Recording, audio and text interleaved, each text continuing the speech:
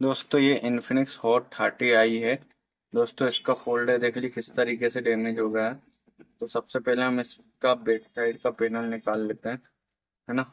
Back side का panel हम दोस्तों ये आसानी से निकल चुका है ना। क्योंकि गिरने की वजह से हो सकता है लूज हो गया है, इस वजह से आसानी से निकल चुका है।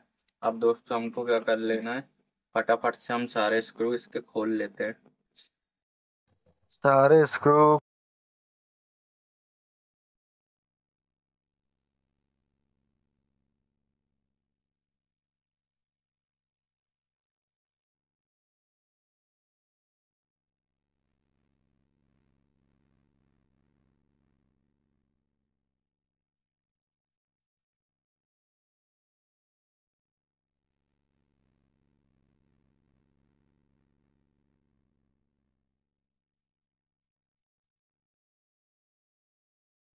सारे स्क्रू खोल लिए हमने आपके सामने। ये सिम ट्रे निकाल लेते हैं सबसे पहले।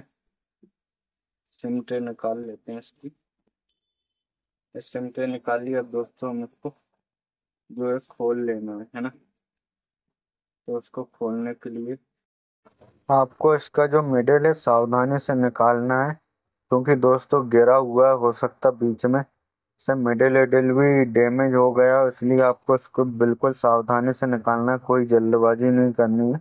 10 की जगह 15 मिनट लगे, लेकिन आपको सावधानी से ही इसको निकालना है।